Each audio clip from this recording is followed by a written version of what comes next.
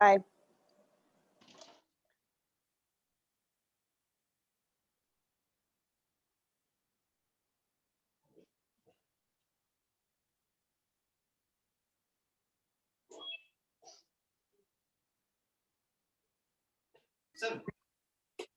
Hello. Happy Hello. Friday. How's it going, Stavros family? You were dearly missed last week, I must say. And we missed Wasn't you. my social media missed you too? Like it was a complete. I felt it in my heart. Media. Where was the advertising? Where was it? Sponsored content. Non-sponsored content. Hello, Colleen. Hey, how are you? I am well. Thank you for joining us. I'm a rookie. I love it. Here amongst a good group here, we got Carlos and the Jaramillos, my parents, Tomoko, nice to see you again. You always peek in and then you give me the little display kitty that you have. But nice to see you. We have Eleanor joining us. I believe we're waiting for a couple of more and then we'll get started. But how's everybody's day going so far? Friday. It's Friday. Yes, we made it.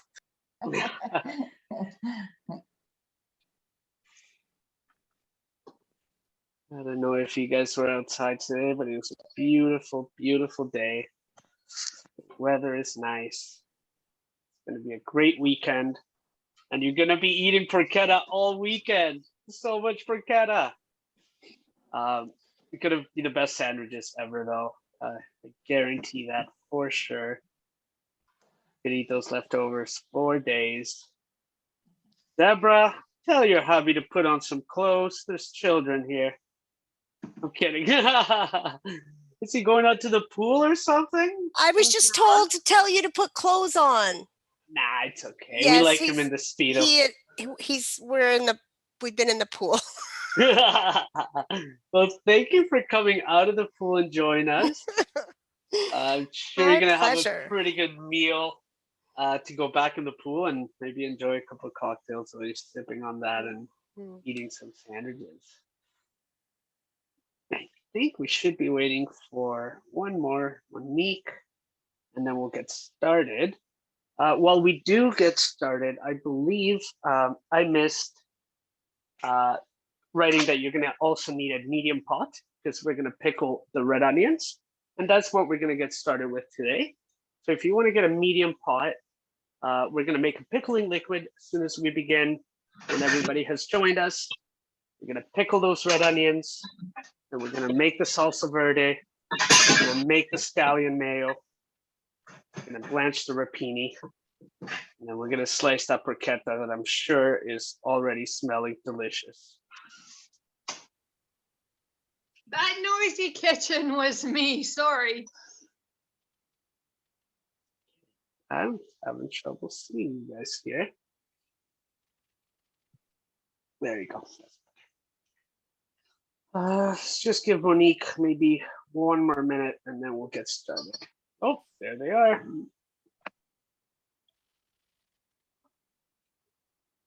I love the headset, Deborah. It's always awesome. You're like you're a call center, you're just ready to go. Yeah, and then I forget that it's attached and I go to get something and whoops. Hello, Haffenberg family. We were just waiting for you guys. So we'll just get started shortly. I'll give you 30 seconds to get all set up. So for those that are new, thank you for joining us. We do this every Friday or Saturday, different recipes every week. Have a blast, and hopefully you can take some things away from today's lesson and recreate this recipe once you're able to have some company over. This makes for an amazing barbecue snack, or just you'd feed a lot of masses with these porchetta sandwiches. So thank you for joining us. So we're gonna pickle some red onions first, and this way of pickling onions it's kind of just a little bit of a shortcut. So usually the pickled red onions would be best done maybe a day ahead of time. But we're going to cheat that a little bit by not cooling our liquid down and just actually adding the red onions to the pot of the hot pickling liquid so that they could soften up a little bit. If you do have some leftover red onions and if you have more than one red onion, I definitely recommend that you, or sorry, more than two, that you add a little bit extra. They're really going to become really, really vibrant by tomorrow. And they go well with, you know, avocado toast, salmon lox if you want to have some bagels for breakfast this weekend. So we're going to make the pickle and liquid first.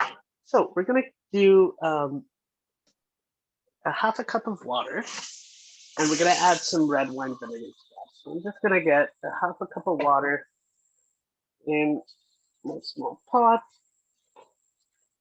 Is it on the stove? Yeah, so I mean, I'm just going to mix it here for you guys, but you can start mixing it in the stove.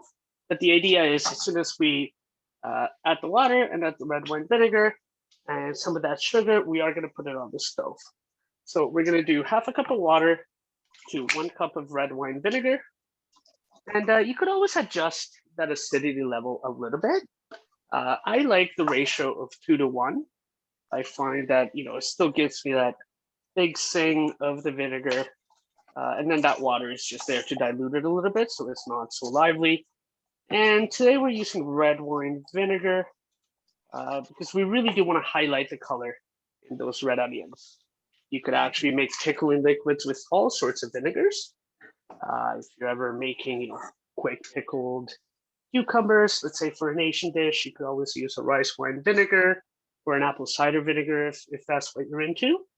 So we're going to do half a cup of water to 1 cup of red wine vinegar. And we're going to add 2 tablespoons of sugar to that and a pinch of salt. That's going to make our pickling liquid.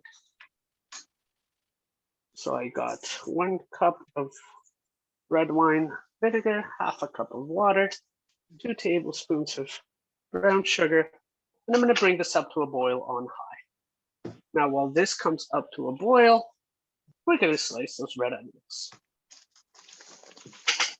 So we've actually made these red onions before for all of those that took our Cinco de Mayo class, the Mexican fiesta.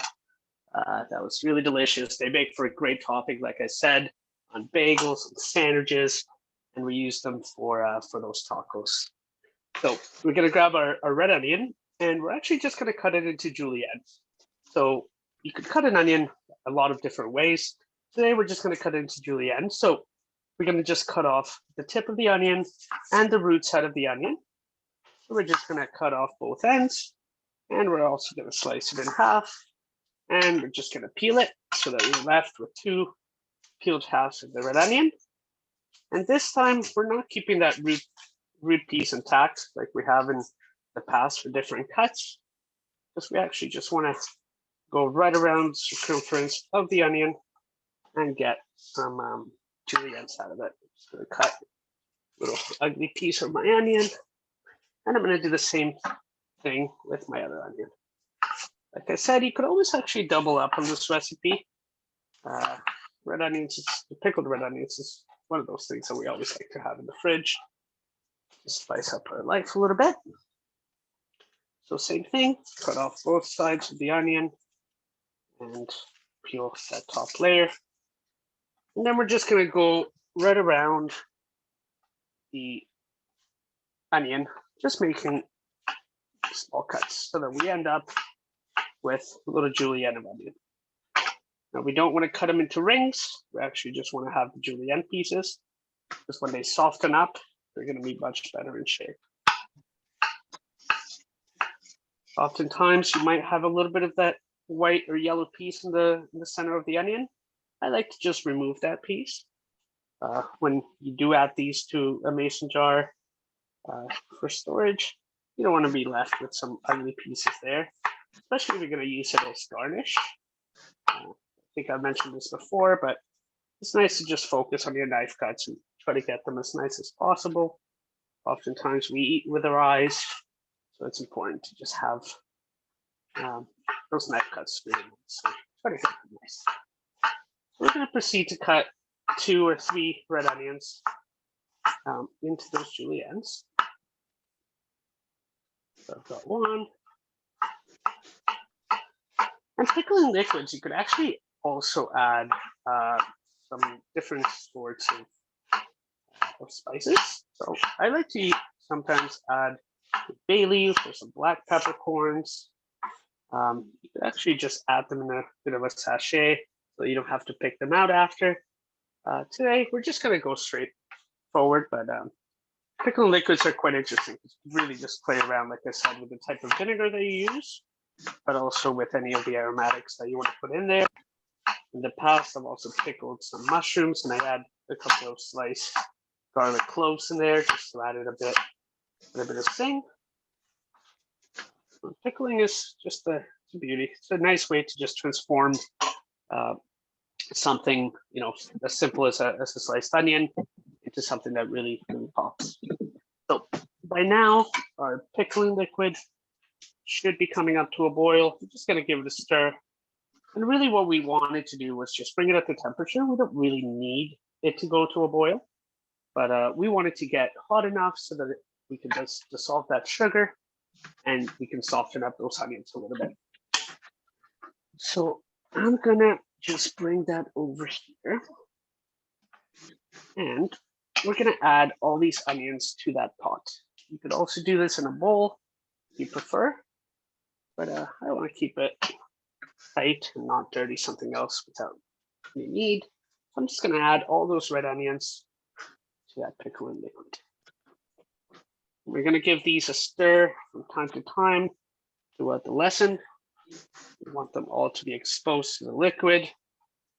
And it's nice to also break them up with your fingers a little bit so that we're not adding kind of little julienne pieces that are stuck together. So I'm gonna grab these onions, just give them, make sure they're fully submerged. If you have more onions than liquid, you could always just add that same ratio of water to red wine vinegar. And then I invite you to also, as soon as it cools down a little bit, to just give it a taste. It'll give you a bit of understanding of what sort of liquid and what acidity level you need to eventually get that finished product that we're gonna have. So I'm gonna forget about these for a little bit. And we're, like I said, we're gonna be stirring these from time to time. So if you take a look at them at any point throughout this lesson, it doesn't hurt to give them a stir. Okay. How are we doing here? I see smiles. I see a thumbs up. All right. Okay, so I actually put in my porchetta 15 minutes past 4. I've seen some of your photos because you've sent them of your already finished or already cooked porchetta. I'm taking mine out of the oven right now. I'm just going to take a look at it. I hope yours looks the same. For those of you that have sent me photos, they look beautiful. So if you haven't taken out your porchetta, I would advise you to check that temperature. Make sure your skin is nice and crispy. And we're going to let this rest for a little bit. Just going to bring this aside. And I'm going to let this rest over here. Now, porchetta is a really, really neat way to transform a relatively simple pork belly. And we've added relatively simple Italian ingredients, some rosemary, some fennel, some peppercorn, some garlic. And it's really just going to transform the whole thing. Traditionally, you would actually use fennel pollen. It's hard to find. It's a little bit more expensive. And I know some of you even had trouble finding the pork belly, but if you ever come across fennel pollen, that's what would traditionally be used to make the porchetta, and it just gives it a little bit more punch. Today we're using the fennel seeds that we toasted up and ground up, and that should give it that fennel taste without it becoming too much. Okay, so we're going to move to the charred scallion mayo, or at least the part where we char the scallions. So the pan that you're going to use for the rapini, we're going to use, before we actually put the rapini to saute, we're going to use it to char some scallions. So I'm going to grab a bunch of scallions. I'm just going to cut off the rib pieces as close as I can. We still want some of the white tips of the scallion. And we're going to bring that pan on a burner. And we're going to put that on high. Now, we could always do this on a barbecue. You could do it in the oven. Today, we're just going to do it in a pan. And if you have some canola oil or some olive oil, we're just going to put maybe a tablespoon's worth in the pan. We're going to let that get really hot. We're going to throw these scallions. The idea is to give it a bit of a char. You want a little bit of that darkness. You don't want them to be completely black, but we do want to add just that little bit of char taste so that our scallion mayo really shines through, and it just adds this kind of earthy but poppy sort of flavor to our sandwich. And I really actually just love the scallion mayo on burgers. It's my favorite spread to use on burgers. So I'm confident you're going to love this. And you're probably going to use it in many things after this. So we're just going to let that pan to get really hot. And then we're going to add those scallions and give them a char. While we do that, we're also going to prep some things for our salsa verde. So salsa verde, it's literally green sauce. And it's almost like, I mean, there's different cultures that have different versions of this. Latin cultures have the chimichurri. This one, it's kind of playing on that Italian feel of the porchetta. And some Italian salsa verdes actually also add capers or a bit of anchovies. Today, I like to keep it just a little bit more fresh. I like the flavors to pop. And I don't want it to kind of get bogged down with a bit of that saltiness of the capers or the anchovies. But if you're a fan of capers or a fan of anchovies, they go really well in this recipe as well. So feel free to add some if that's what you do. We're going to cut off just a big part of the stems of the parsley. So I have a bunch of parsley right here. And I'm just going to cut off just the bigger stems. And then we're going to start adding some of these things to our blender or a food processor. So you've got a blender right here. And if you can, I would give it a bit of a rough chop. It just helps the blender be able to process and just incorporate this into the liquid a bit faster. But you don't really need to, so you could always give it a bit of a mix while they're still already in the blender. So I'm going to add a full bunch of parsley, rough chopped, no big stems, into my blender.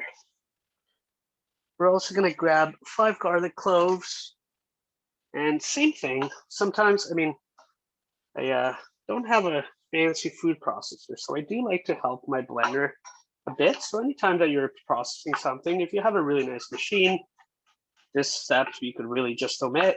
And I like to just give my garlic cloves a bit of a chop so that once I'm blending them, I'm not, finding whole chunks of garlic. And we don't want to overwork it either. More often than not, all we want to do is just bust it down, but we don't want to overwork those herbs. So I got 5 cloves of garlic. I'm going to add them to that blender. I've also got some oregano. So I just got a half bunch of oregano here. My neighbor and I split them, and they only had one at Loblaws via our Instacart. So I'm a little bit light on the oregano. If you have a full bunch of oregano, I mean, you could also use dried as well.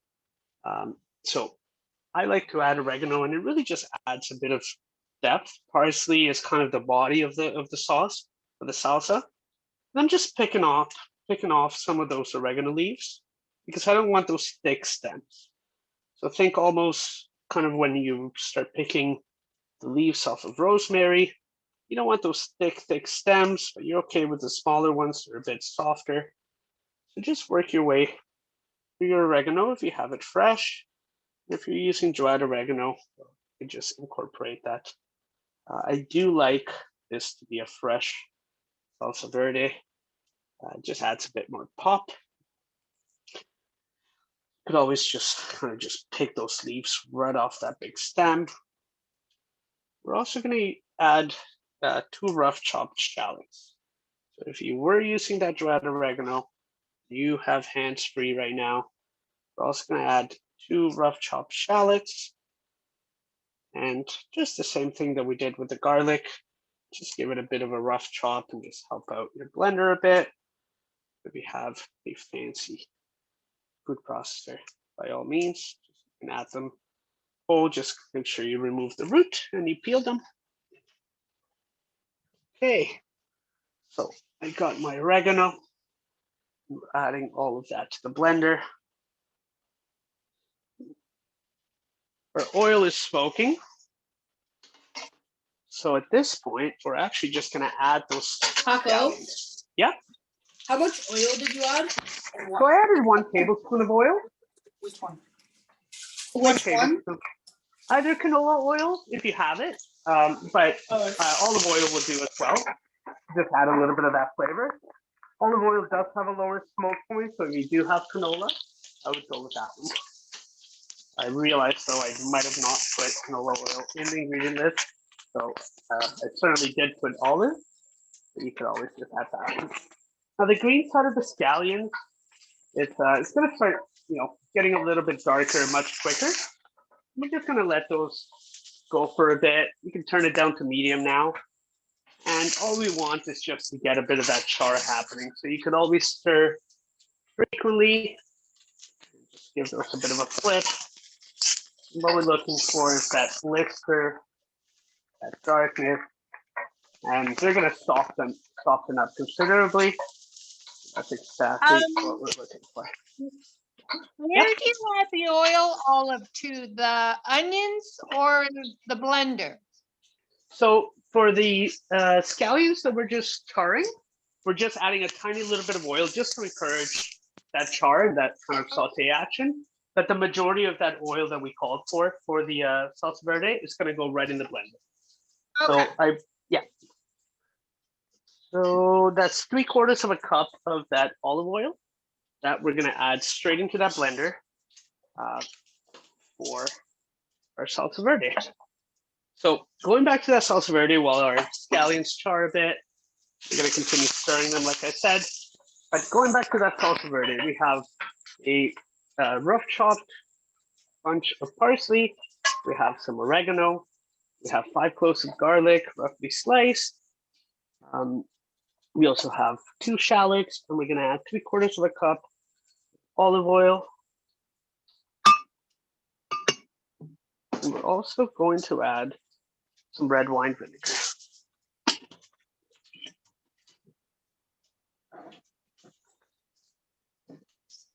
So 2 tablespoons of red wine vinegar here. We're always going to adjust our acidity level a bit later. But for now, we're just going to encourage it with the 2 tablespoons of red wine vinegar. But I can already tell just from the volume of the herbs and the oil that we're going to need a little bit more vinegar. So I'm going to go 3 tablespoons for now. And then we'll see how it tastes and how it feels. Just going to give my red onions a bit of a stir here. You already see that color changing. I'm going to bring them over here so we can keep them slightly on camera. But I already see that color changing, those red onions. They look really good. I'm going to continue just moving around those scallions. You should already see a huge change in texture. They're softening up nicely. A little green is kind of popping. The white is getting whiter, believe it or not. And we're getting a bit of that char that we're looking for. Going back to our blender. So we're going to add those 2 liquids right to our blender. So we have our red wine vinegar and we have our olive oil. We're also going to add some of the red pepper flakes to taste. I'm just going to add 1 pinch. And we're also going to add the juice of 1 lemon. So I really like, especially in chimichurri or even in salsa verde, the play of the vinegar and the lemon. I think they really complement each other. The vinegar has a little bit more body, but that lemon juice really pops. That's exactly what we want. We want the salsa verde to kind of cut through that richness of the pork belly, and just kind of brighten it up a little bit. We're going to accomplish that with those red onions as well, the pickled red onions. I got the juice of 1 lemon here.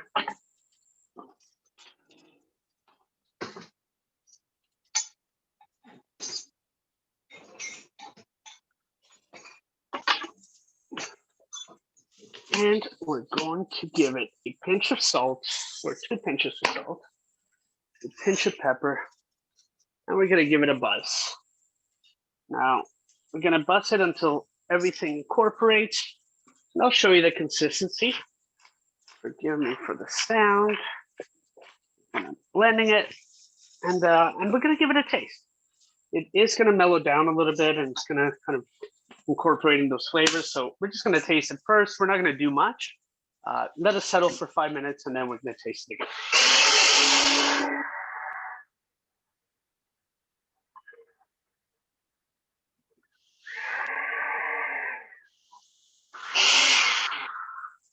Taco, Yep, how much parsley did you put?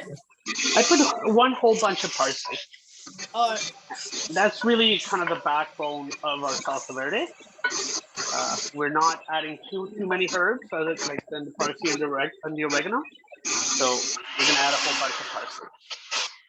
Now, I'm definitely going to need to move this around a little bit because we're not blending all the way down.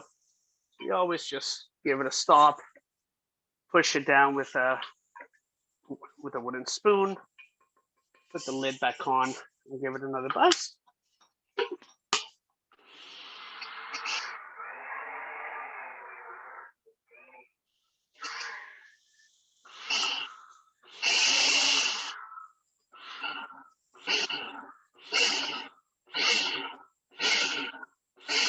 So it seems like the pulse feature is the one that we're going to use. The parsley is a bit stubborn. There you go. Eventually it loosens up and it just incorporates.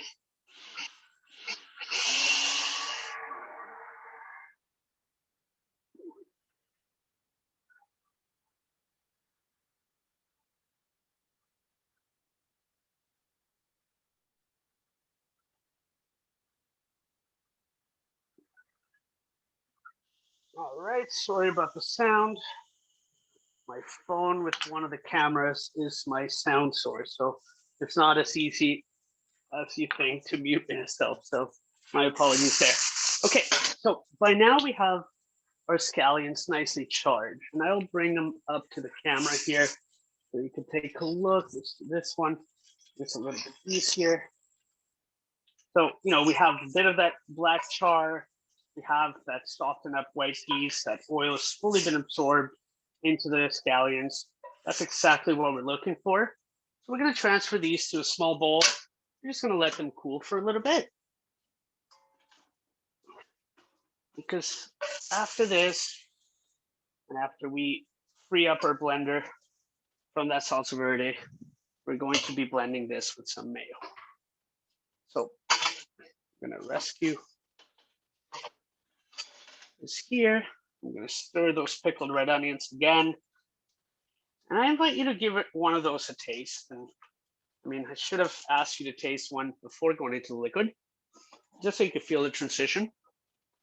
But if you try now, you should get, you know, that big punch of vinegar, nice and pickled, a bit of the sweetness from that sugar, and you still get a big crunch. So they're going to start mellowing down the more that they're sitting in that liquid. And these hold for, you know, at least a week in the fridge. So I like to just put any leftover red onions in just a mason jar and just leave them for later. I'm going to give my salsa verde a bit of a taste. Still get a bit of stems in there from my parsley. So I'm going to blend it a little bit more. If yours is fully incorporated, feel free to give us some feedback. Tell me what you're tasting. I feel that we could still add a little bit more acidity. And just kind of fully blend this. So excuse me again for the sound. And then we'll continue on.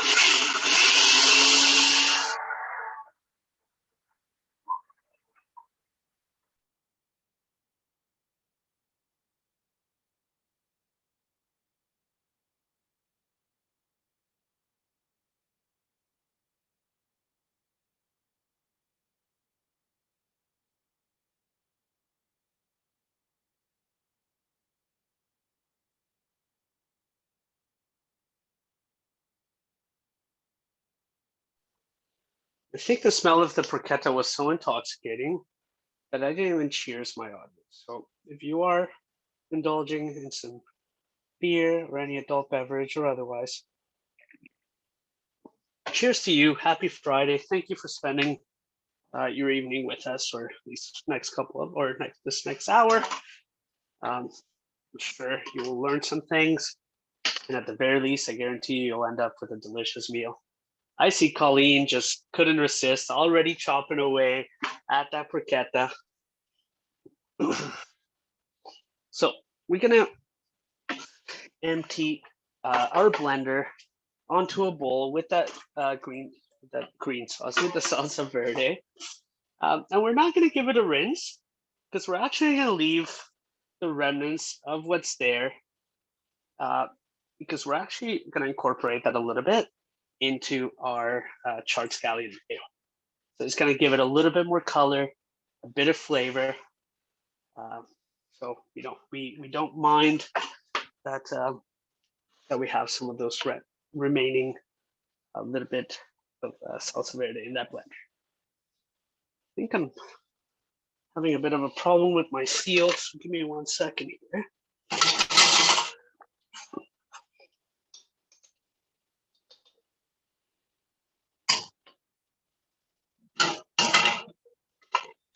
Just having a slight fight with my blender here.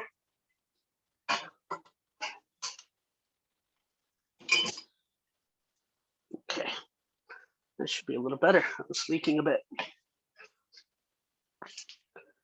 All right, so now we're gonna move on to the charred scallion mayo.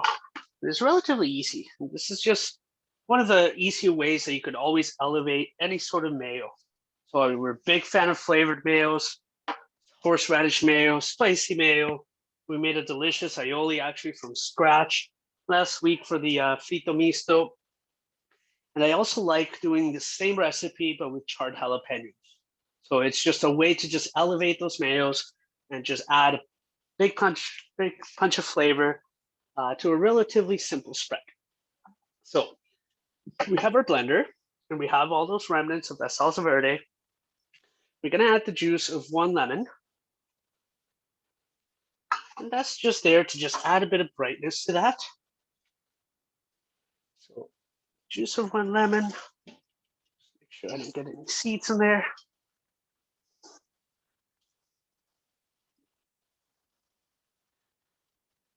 And the ratio that I like to do of 1 bunch of scallions to 1 cup of mayo.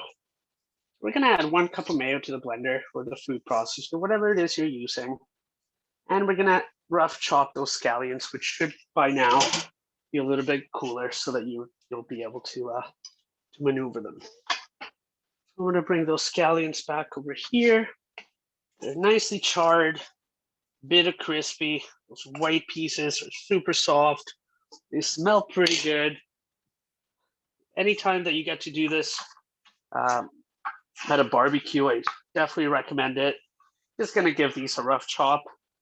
And again, it's just to give our blenders or food processors a leg up and make it easier to incorporate. But anytime that you're making a barbecue and you're just watching your meat or your hot dogs, your burgers, put a bunch of scallions on there and then just come inside, give these a blend.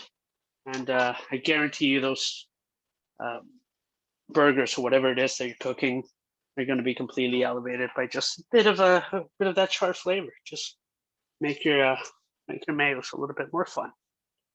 So we're going to add these to the blender with a cup of mayo, the juice of 1 lemon, the remnants of the salsa verde, and you guessed it, I'm going to give it a blend.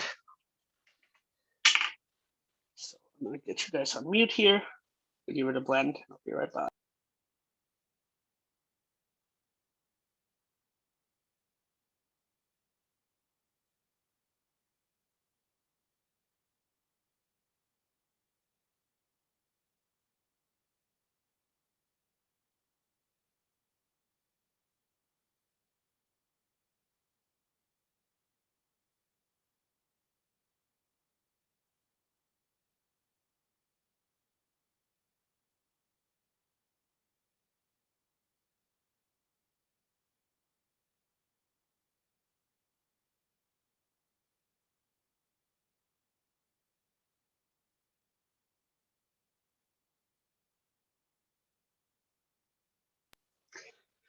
Now, I forgot to ask you guys to put a pinch of salt in there, but give it a taste and see how it's going.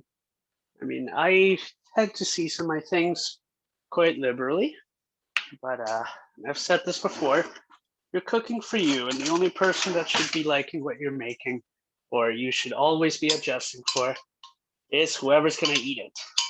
I mean, if your mother-in-law is coming over and you know she doesn't like garlic, you love garlic, don't use garlic. But if you're cooking for you, your partner, your family, and you know how you roll, and just play to that. So we're gonna give these a taste. And that's awesome. You get a bit of that lemon, you get that charred scallion, a bit of smokiness, a bit of that flavor. I don't think it needs a pinch of salt, but I do tend to just add a pinch of salt just to brighten it up and just solidify all those flavors. I'm gonna do that, give it one final buzz. A bit of fresh ground pepper. And we've got ourselves a charred scallion mayo. Now, at this point, we're gonna start getting a pot of water boiling, because we are going to blanch our rapini.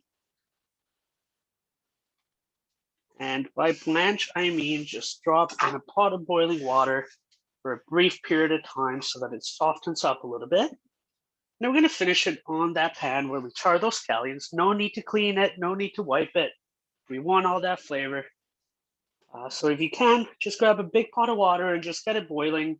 I'm turning mine on right now so that by the time we're done getting all our stuff and tasting all our things, we could have that pot already boiling. So again, sorry for the stand, and just mute you. Give one last bust to my mayo, and I'll be with Chef Jay, I could eat this mayo all day, just like a bowl full of mayo. you. I have a confession for my audience. I don't really like mayo that much, but I love flavored mayos and I like making mayos. But you'll never see me grab like a squirt of Hellmann's or spread anything like on a BLT. I'd rather have it just with butter. This scallion mayo, though, is the difference. So dry, for sure. Jay.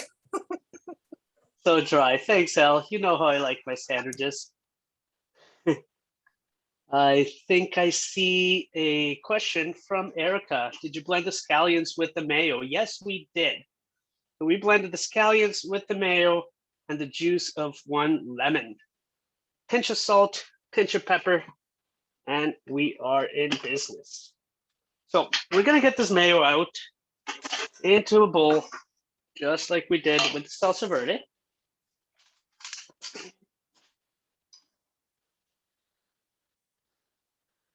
But this mayo was actually one of the key components to one of the burgers that we used to make at the Citizen on King Street. So the Citizen burger was a very simple burger. I'm not going to give you too many of the secrets because I think that's going to be one of our, summer quarantine meal series meals. But it was relatively simple, nice mix of beef. It was this charred scallion mayo and a brioche bun, and it had a purple slaw and applewood smoked cheddar, and that was it. So, you know, relatively simple burger. I mean, I'm a lettuce, tomato, onion, bacon, and cheese sort of bacon of burger guy, but this citizen burger that we used to make was just so delicious. So stay tuned for that at some point this summer, and we'll be making some burgers from scratch. I feel that we should be transitioning a little bit to more summer-friendly items. I think next week we will be doing some lobster rolls. I know Deborah ate like a million lobsters last weekend, but she said that she could consume lobster for days, so no worries there.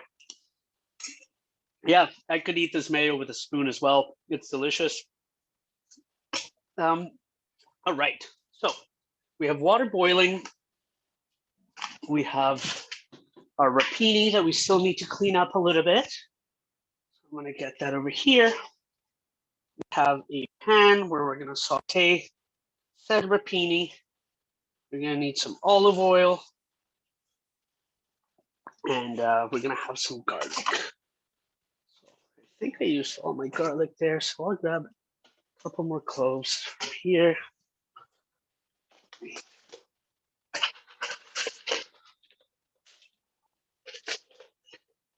And really, rapini loves garlic, so you could always use as many garlic cloves as you'd like. I've got here 6 cloves of garlic. Okay, so to clean up the rapini, we're not going to do too many things. So I like to just keep it all intact, all together, and just give it one cut down the middle, just to get rid of the ugly stems. And then I can start spreading them out a little bit and see if I have really, really thick stems. This one tends to be relatively small, but if you do have a big stem, what I like to do is either just cut it on a bias or just chop off a little bit of that stem. And the idea is just so that, you know, we're not chewing on a big stem. We do like the rapini stem a little bit, but we don't want to overwhelm it. So if you do have any big stems out there, I like to just cut them on a bias, or even just cut them down the middle a little bit, just so they could split and they could soften up a bit better. And for process, we're going to blanch this in a pot of boiling water. That's just gonna take that bitterness away a little bit. Rapini is kind of like a love-hate relationship. I learned how to eat rapini after working at a golf course in Woodbridge National Golf Club, and a lot of Italians, a lot of rapini. That was just what they love to eat with everything. I think I wrote this in one of the emails that I sent you, but I actually really like putting rapini on the porchetta sandwich as well. So I'm just going to plate it on the side today. But if you do have some leftovers and you're making kind of another sandwich at some point this weekend, try to get some of that rapini. It's good cold. It doesn't matter. That's kind of another good thing about this porchetta. You could always slice it and just keep it kind of room temperature whenever you're going on a picnic. No need to even put it in the cooler if you're going to be eating it within a couple of hours. And it eats really well when you're in a park somewhere. So we got our rapini almost ready to go. We have our water almost boiling. I hear it talking. And at this point, we should also turn back to that porchetta. So I've seen some of you already start clipping away at the porchetta. I've got mine right here. 1 second. And if you haven't sliced it yet, which I hope that you haven't, it's okay if you have, but I like to just keep it all together and then just slice as I need it. So if you're just making 2 or 4 sandwiches tonight, don't slice it all. Just keep it all together. It holds much better. And then you could always cool it. You could also even cut it in half and freeze it if you'd like. And to bring it back to temperature, I like to just put it whole back in the oven and just let it crisp up again. So that skin is really just going to protect the inside from drying out. That's also another reason why I like to keep it whole, because then you could just reheat it and just be able to protect it a little bit more. And that skin should crisp back up, no problem. So no worries there. We're also Chef? gonna, yeah, If I was reheating my porchetta, which I am, yes. when should I put it in then? So we're gonna put it in shortly. So we're just gonna get this rapini in there. But if you have the oven, or if you don't have a hot oven just yet because you had taken it out before you hopped in the pool, you're just gonna turn it up to 400 degrees because we're just gonna flash it really hard. Now, I actually like to just slice it and then put it in the oven if I'm just gonna eat it right away. Just because I like the little charred pieces, I like to crisp up a bit. Just make sure you don't overcook it. So, if you're reheating that big porchetta, if you've made it ahead of time and you're gonna mouth through it all, keep it tight, bring it back to temp, and then slice. But if you're just gonna make a couple of sandwiches, you could always just slice up some slices and then reheat. So I got water boiling, so I'm gonna throw my rapini in there. And I'm also gonna get a bowl so that I can take out my rapini in a couple of minutes. So this doesn't require too long. We're only gonna blanch it for maximum 2 minutes. The idea is just to help it soften up a bit and get rid of some of that bitterness that sometimes we taste when we eat rapini. So I got 2 minutes here. I'll let you know when my 2-minute timer is up. And we've got our pan where we char those scallions ready to go. We haven't heated it up yet. We're just gonna wait until we take out the rapini, and then we're gonna throw the rapini in there, get some garlic, get some red pepper flakes, and should be ready to go. So back to that porchetta. I'm gonna start slicing mine. So I'm gonna do the same thing as Deborah because mine had been out for quite a bit. So I'm gonna give it a slice for whatever amount we're gonna eat in our sandwiches today. And I'm just gonna leave the rest relatively intact. So you don't wanna eat any butcher's twine. So use some scissors, start chopping away at that. The aromas, you should be getting a lot of rosemary, some garlic, definitely that fennel. And I like to just start almost kind of like shaving it down a little bit. I'm gonna grab a thicker knife here.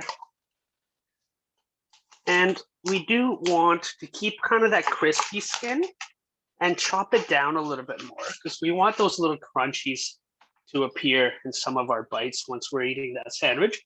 So I like to actually just keep some of those crunchies aside because I do want to chop them down a little bit more. And we should have a nice moist middle. It's just, bringing out some juices. We see some of that seasoning from the center of the porchetta. At times, you could actually even wrap the pork loin inside of the belly for those that maybe like it a little bit more lean. But I mean, these bellies, they have quite some meat. So we have this beautiful layer of fat, but also some of that lean meat in the middle. Those 2 minutes are up. So we're gonna get that rapini out into a bowl. And if you're ever making rapini ahead of time and you want to do this step kind of before it and forget about it a little bit more, you could always just put this rapini into an ice bath. And that's just going to stop that cooking process. It's going to keep the color nice and bright green. And that's just a good way to kind of get one of those steps out of the way if you're ever having company over and you want to be as far ahead as you can. This rapini holds for kind of half a day, just blanched. But if you are not cooking it right away, I do recommend that you hit it with some ice water so that you keep that color intact. And that's something that you really do with any veggie that you're ever blanching, or if you're ever kind of boiling a vegetable, that ice water just stops the cooking process and keeps that color really nice and bright. So back to this porchetta before I finish that rapini. I was just slicing it down, keeping some of those skin pieces loosely together so that I can chop them down a little bit more. I'm just gonna continue slicing this.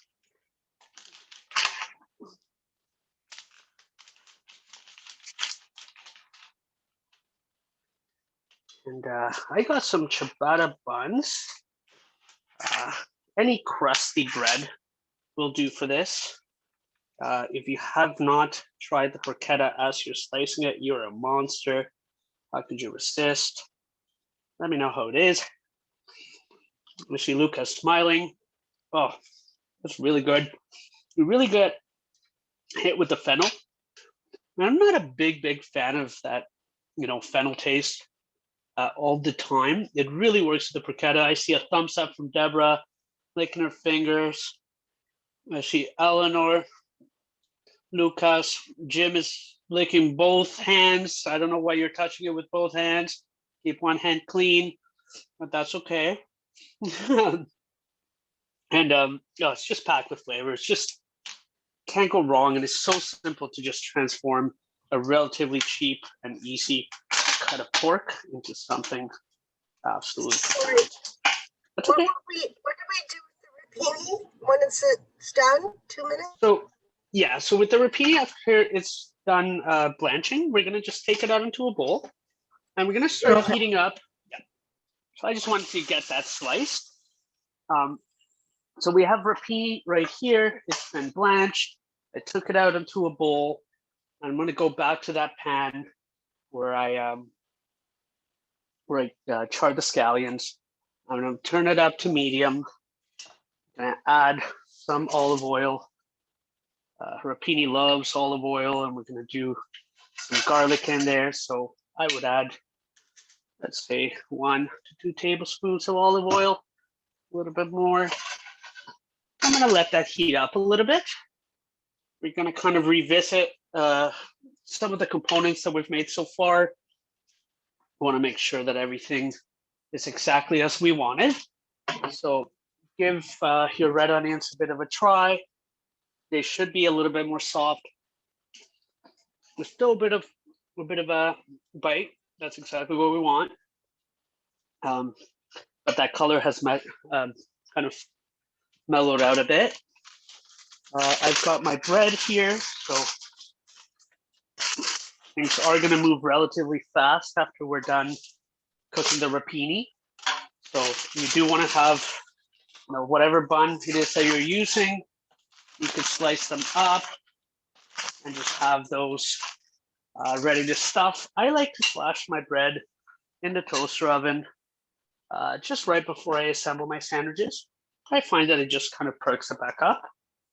So I'm just going to slice my bread before I get started with the rapini, because that rapini is really the last thing that we're going to be doing before we assemble our sandwiches. So I'm just going to slice my my little ciabatta buns.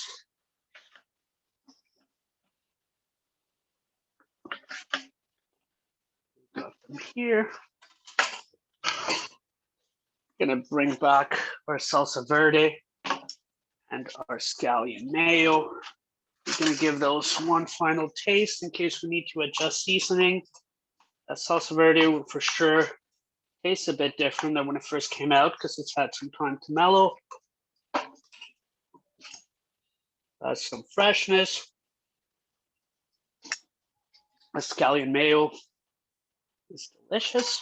We have our olive oil heating up so that we could get our rapini in there. I'm gonna get those buns actually in my oven as soon as I'm done with the rapini. But at least they're sliced and ready to go. I'm gonna get some of those garlic cloves that I want for the rapini. And you could either do 2 things with these garlic cloves. You could just slice them If you are a big fan of garlic, I actually prefer it. I think I like, that bold flavor around that rapini. So you could always just give them some slices. Or you could always just mince them or smash them with a garlic press. But I sometimes do like that texture of the garlic. I think rapini is one of those flavors that I could really stand up to just some slices of garlic. We're gonna saute these with that rapini itself, so it's not gonna be too strong.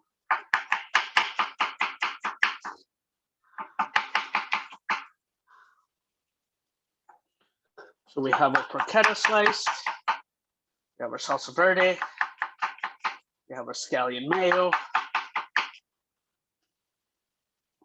we have our garlic already ready for that rapini. Got some of those red pepper flakes if we want to add some. Even if you have some pepperoncini in oil, you could always, instead of that olive oil that we added to the pan, you could add that. My oil is definitely nice and hot, so we're gonna add that blanched rapini to the pan.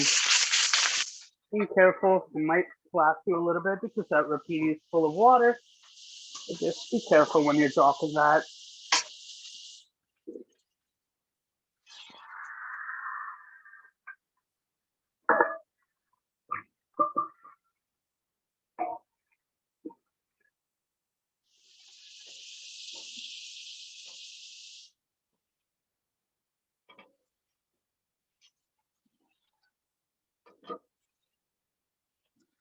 We got the rapini sauteing with that olive oil. I'm gonna wait just 1 minute before we add the garlic. Garlic tends to burn relatively fast, so we do want to just bring that temperature of the oil down a little bit. And that goes for many things. Like whenever you're making a pasta, I like to add maybe the onion or the shallot first, and then whatever I'm sauteing, if it's a mushroom, spinach, and then add the garlic. I find that when I'm, heating up that oil, if I hit it with the garlic right away, that garlic is going to take the kind of the burden of that heat and just get really black and just get bitter. Is there a question? Did you put salt and pepper to the rapini or not? I will shortly, yes. Okay.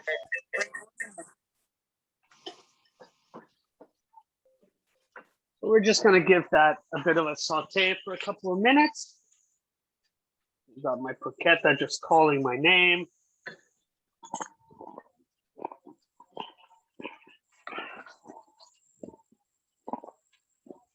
So just move around that rapini. I like to use a pair of tongs. If the rapini is quite large, it's easy to maneuver. We're going to add a little bit of salt, a little bit of pepper.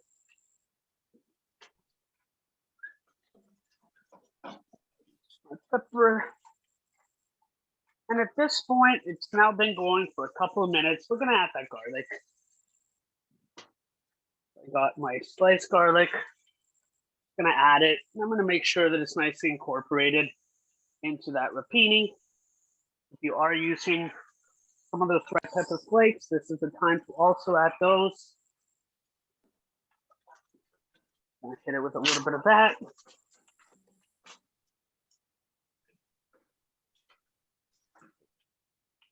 And we're just going to continue sauteing this for a little bit.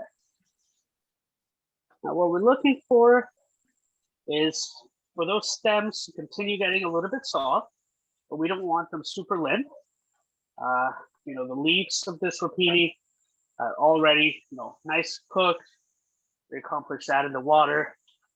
Pretty much just waiting for this garlic kind of soften up a bit and ease up. However, the garlic flavor, it's really just a perfect complement to a very, very strong.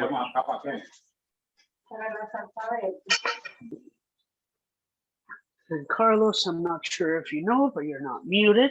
If you'd like to bless us with your voice, that's okay too. I think a couple of classes ago, I made a joke at my dad, Carlos, and a first timer in the class thought, "Oh my God, he's such an angry chef. He's so mean." That was just being a little bit of a smartass with my dad. So my apologies. If I came off too strong that class, I'm just being a shit. So we're gonna finish sautéing this rapini, and again, we're just waiting for that garlic to just mellow down a little bit. Not get too much color. Not looking for color here. That rapini is definitely, pissing away. It's still a little bit of that water content that it got saturated with when we were blanching it. So a couple more minutes, and we could always take one out to give it a try and see if we like it. So I'm going to do that now and just make sure that it's well seasoned. If we need to adjust for seasoning with a bit of salt and pepper, this would be the time to do it. So I'm going to add just a bit more salt, but the rapini is just like I remember it. Really tasty. I'm getting some of that garlic, getting a bit of bite from the chili flakes. And we're just going to finish sauteing this. So I had put some of my buns in the oven.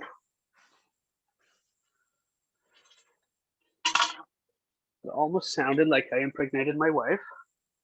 Not what I meant. Got my ciabatta buns in the oven for my sandwiches. I'm going to move this out of the way a little bit. I'm going to get my sauces. I got my porchetta, nice and cut. This rapini should be done in just over a minute. Just making sure that I still stir it so that all that garlic is exposed to the heat of the pan and it doesn't have too big a bite. I did say I was going to add a little bit of salt, so I'm doing that now. And we're going to grab some of those red onions. I'm just going to give them a bit of a drain so that they're not saturated with that red wine vinegar. Because we don't want too much of that vinegar going into our sandwich. We already have plenty of acidity in the salsa verde. So just give that a bit of a strain, just a handful or two of onions, put them in a bowl, bring them to your plating station so that you can then assemble some sandwiches. And you can totally see that the onions have completely changed colors. They're nice and pink already. Tomorrow they're going to be even more beautiful, but just a really nice way to just take those onions to the next level. My rapini, it's nice and cooked. Give it a try if you want to just adjust for seasoning, or just make sure it is where you like it. But I did that a couple minutes ago, and I know that all you needed was just a couple more minutes and a bit more salt. So we get that out onto a bowl. And I'm just going to plate my rapini family style, just right on a big plate so that I could just eat it almost as a side for my porchetta sandwiches. If you actually just want to eat the rapini with the pork, kind of top it with those red onions, it's really nice also. And this is just a dish that really goes with anything or just standalone. You can't go wrong. It's a good side for steak. Most of my rapinis coming out together. And of course, those little garlic pieces are left in the end. I'm just going to plate some of those right on top.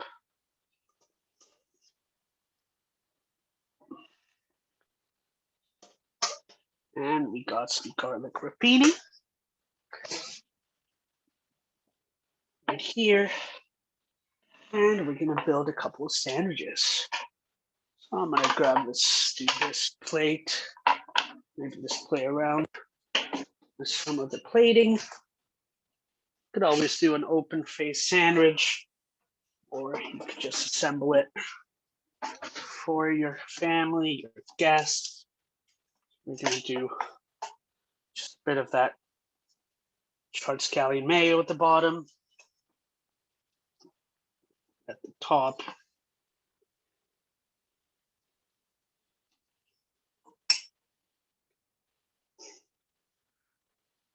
Sometimes people like to actually keep the rounds of the pork almost kind of like just a slice.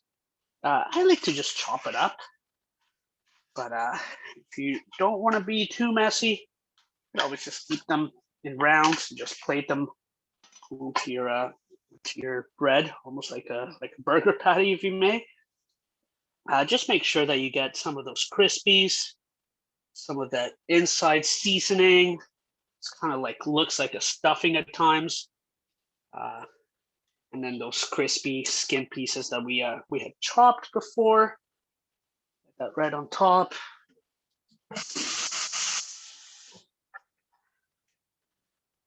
And then I'm gonna add a little bit of that salsa verde. So if you have a slotted spoon, mine is a bit liquidy, and that's okay.